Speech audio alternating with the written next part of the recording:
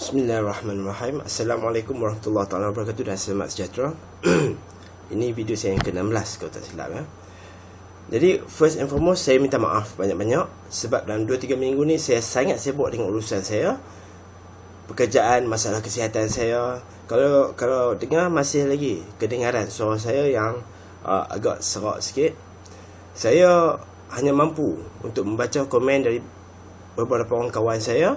Dan hasil pembacaan saya dapati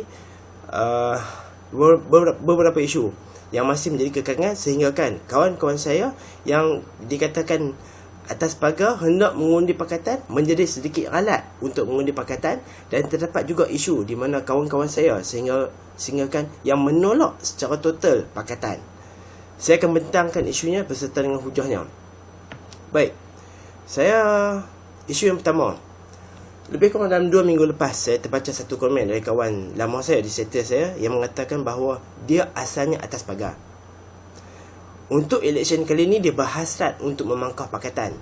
Namun kerana sifat saya dan cara kaedah teguran saya yang menyebabkan dia berfikir semula untuk mengundi pakatan.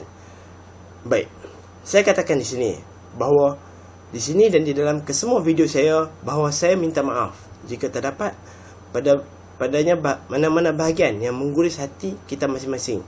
Saya memohon maaf.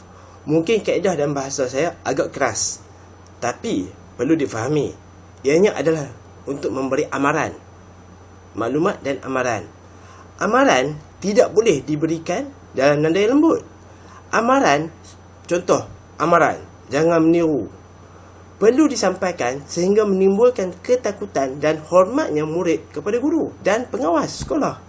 Amaran di sini saya tujukan khas kepada penyokong UMNO Barisan Nasional yang tahu tentang kemungkaran pemimpin masing-masing, namun anda masih kekal menyokong mereka. Maka saya katakan, tunggulah balasan Allah, sebab saya percaya kita semua akan mati dan kita akan disoal tentang apa yang kita buat di dunia ini. Bukan setakat amalan kita saja. Saya katakan lagi bahawa andai anda berhasrat menyokong pakatan, bukanlah sebab saya dan bukan sebab Anwar Ibrahim, Tuan Guru Ni Aziz, Tuan Guru Hadi Awang dan sebagainya. Sokonglah pakatan sebab apa agenda yang mahu dibawa mereka. Sesungguhnya hari ini, jika orang non-Muslim tengok akan perilaku kita orang Islam, nescaya tak ada siapa pun yang mahukan Islam. Tak ingin langsung tengok orang Islam, tak teringin tengok nak belajar tentang Islam. Tengok penganutnya kadang-kadang lebih teruk daripada orang bukan Islam.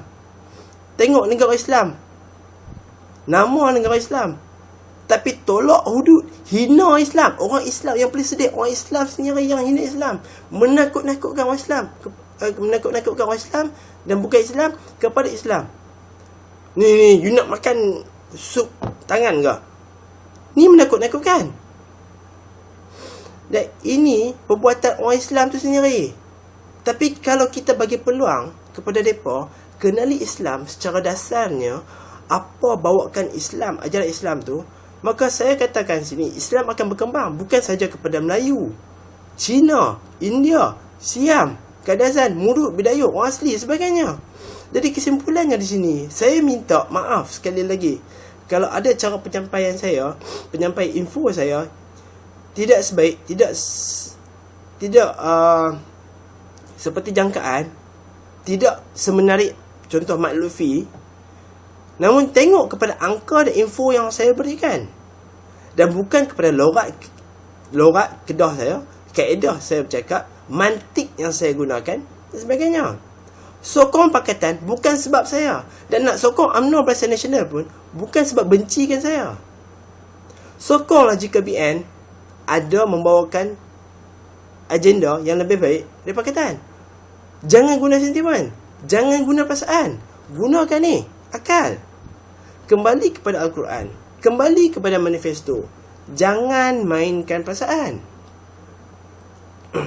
Baik, isu yang kedua. Tidak sukakan Anwar menjadi Perdana Menteri PM. Sebabnya Anwar ni suka mengapi ke orang, maksud dia memecah belahkan umat Malaysia. Saya rasa lah inilah kot. Baik, saya katakan Islam minta kita supaya sentiasa bersatu untuk perkara kebaikan, tolong-menolong untuk perkara kebaikan. Lazimnya seorang yang hendak memimpin hendaklah dilihat daripada aspek kebolehan menguruskan sesuatu organisasi dan sifat amanahnya. Saya katakan, Anwar bukanlah seseorang yang maksum dan tiada cacat celanya. Namun jika dia melihat rasuah yang berlaku di depannya, maka dia akan tentang, dia akan lawan rasuah ni. Mungkin cara tentangannya dilihat sedikit kasar. Ini kerana melihat kepada audiennya. Audien, siapa dia yang dia bercakap tu? Kalau dia sedang bercakap di tapak ceramah, maka gaya percakapannya seperti seorang di pasaran, orang di market. Macam tu cara bercakap kan? Namun jika kita pernah tengok Anwar bila dia bercakap di televisyen, maka gaya percakapan dia, ketokohan dia ditampilkan. Sekarang Anwar tak diberi masa untuk bercakap ni di TV. Yang bagi masa kadang-kadang kalau dia menyanyi lagu tu, yang tu saja. Jadi berikan masa untuk Anwar bercakap di televisyen sebenarnya.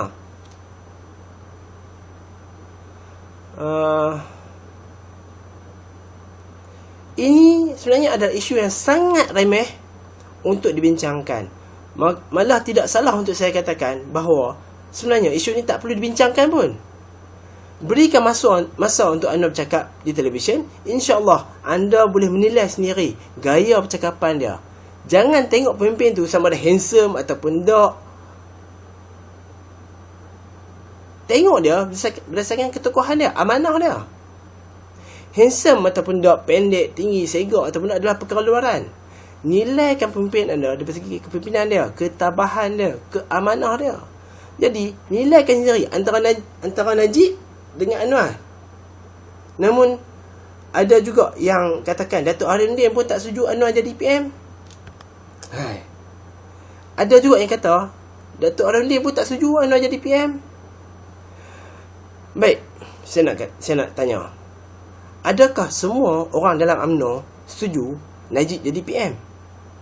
Jawapan dia yang jelas tidak. Bukan semua orang setuju Najib jadi PM. Kita hidup dalam dunia demokrasi. Datuk Harindin mempunyai penilaian dia sendiri. Dia rasakan perlunya penitik nilai Islam tu. Jadi dia minta kalau boleh Tuan Guru Hadiahwang yang jadi PM. Saya tak menolak perkara ni. Itu justifikasi masing-masing. Itu penilaian dia. Namun jika Anwar yang jadi PM, adakah Datuk Harindin akan marah lantas keluar pada PAS? Jawapan dia tak. Tuan Guru Hadiahwang pun sokong kalau Anwar jadi PM. Sebab dalam menguruskan satu negara, bukannya Islam saja yang ambil kira. Ekonomi, hubungkan antara bangsa. Dekat sini saya katakan Anwar mempunyai repo yang sangat kuat dengan negara-negara luar, terutama negara-negara Islam. Kita hidup dalam negara demokrasi dan bukan autokrasi. Jika ramai yang memilih Anwar jadi PM, maka suka ataupun tak, jadilah dia. InsyaAllah. Saya doa sungguh-sungguh. Jika itu seorang majoriti, kena ingat Datuk Harindin pun akan setuju. Kap Pasing pun kena terima hudud. Kalau dah bentang dalam parlimen sebagainya, jika dia tak setuju, masuk parlimen, kita bahas. Ini adalah masalah dalam negara. Ini masalah dia bila media arus perdana dikawal oleh sebelah pihak. Anda semua memang boleh akses kepada internet, ingat lah. Namun programming media arus perdana ni, programming yang dia orang sudah buat agak sukar untuk ditapis buang. Maka beberapa isu konsep yang mudah juga tidak dapat diterima. Contoh kerajaan ni UMNO Barisan Nasional, bukan. Jadi saya simpulkan sekali lagi kat sini, jangan sokong pakatan sebab saya. Saya cuma ingin sampaikan info dan mesej kepada kawan-kawan dan juga ahli keluarga saya. Dan please, jangan pangkal UMNO Barisan Nasional sebab bencikan sekerat dua penyokong pakatan, termasuk saya. Jangan jadikan saya sebab untuk menyokong ataupun tidak. Saya tak mau jawab pilihan anda di akhirat nanti. Itu pilihan anda. Anda pilih UMNO, anda jawab. Jangan sebab saya pilih UMNO, pasal apa anda pilih UMNO? Sebab Ali Imran, saya benci kat Ali Imran. Jangan. Pilihan yang anda buat, jangan babitkan saya. Saya tegaskan di sini. Fahami manifesto seperti mana kita mahukan non-Muslim untuk fahami Al-Quran. Ambil dasar, bukan sentimen. atau guna perasaan. Nilaikan pemimpin anda dari sudut moral dan bukan daripada sudut sifatnya. InsyaAllah saya dan Anwar boleh berubah menjadi lebih lembut dalam bicara. Namun Malaysia nilainya adalah terlalu tinggi untuk dinisbahkan kepada perasaan anda yang tidak suka melihat saya dan Anwar. Tidak suka akan, yang tak suka melihat cara Anwar bercakap, tak suka melihat cara saya bercakap. Ambil sifat amanah yang Anwar ada, ambillah manifestonya, kaji dan berikan penilaian, kemampuan dan sebagainya. Baik, yang tu saja untuk kali ini. Terima kasih, sehingga berjumpa lagi insya-Allah. Semoga apa juga keputusan kita, ingat kita masih kawan dan niat kita ialah kita mahukan yang terbaik untuk Malaysia. Andaikan anda berjuang di dalam UMNO, anda berjuang di dalam UMNO, boleh berikan yang terbaik kepada Malaysia, silakan. Saya tak ada masalah. Namun saya katakan di sini, pendapat saya, jika kepalanya sudah rosak, ekornya tak mungkin masih elok. So, yang tu saja untuk kali ini insya-Allah. Kemudian kita akan bincangkan sekali lagi. Teruskan. Assalamualaikum.